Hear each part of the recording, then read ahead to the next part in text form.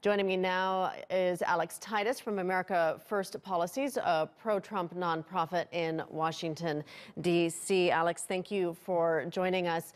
The U.S. is already at odds with the European Union over a number of issues that we know, such as the trade tariffs and climate change pact.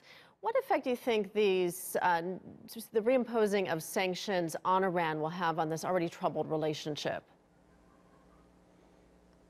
So I think that the reimposing of sanctions will have a little bit of a rift. As we saw this morning, the EU and a number of other countries released a statement saying that they were disappointed in President Trump reapplying sanctions. But I think at the end of the day, it's really a lot of bluster and a lot of talk.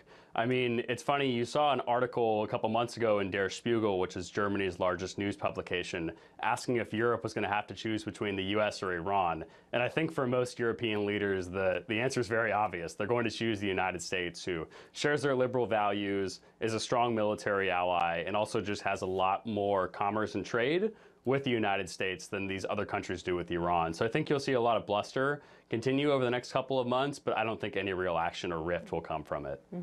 Alex, the U.S. president has called the Iran nuclear deal the worst deal ever negotiated, and he said he wants to sit down with Iran to renegotiate the deal. But it took years to get Iran to the negotiating table in the first place, and that was with a unified international community that was applying sanctions. But now that the U.S. appears to be going it alone, how likely is it that Iran will be willing to sit down to renegotiate?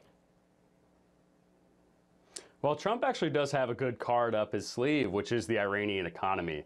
I mean, you've seen since the United States has pulled out of the Iran deal, the Iranian currency has dropped almost 50% in response. You have very high youth unemployment. You have continued protests over lack of jobs, lack of basic sanitation, lack of access to food and water from the Iranian people. So I think at the end of the day, the president actually has a pretty good negotiating spot compared to even where the Obama administration was with our European allies when they first negotiated the deal, specifically because of the actions that have been taken by the Iranian regime. I think that the people have looked at the results of the money that came from the deal, and they know it hasn't gone to development or to job programs. They know it's gone to fund military ambitions and wars across the Middle East. And I think that they've really said enough is enough. So I think that the president does have a strong negotiating position in bringing Iran back to the table.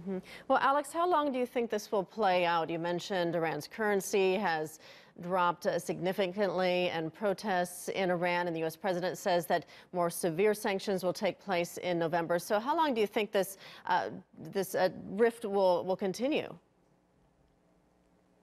Yeah, so as you said, the most severe sanctions that will take place will be the ones after November 4th, when they reapply the sanctions to Iranian's oil sector. And some experts have estimated that Iran will lose about 2/3 of its oil exports, which I mean is massive, not only for their economy, but also just for the government coffers in general. And I mean, some experts have come out and said that the Iranian economy is expected to shrink by 5 to 9% within the upcoming year. And I mean, you've actually seen the Iranian president sort of tone down his rhetoric and actually come a little bit closer to sort of where both parties want to meet. Of course, we don't actually have a meeting on the books yet, but I think that they are feeling the pressure in Tehran, and they know that they're going to need this sanction relief, especially when those November sanctions actually come. So, I mean, I can't guess to exactly when a meeting would happen, but I mean, I think once you see these November sanctions come on, the likelihood of that happening will move much closer. All right, Titus from America First Policies, thank you.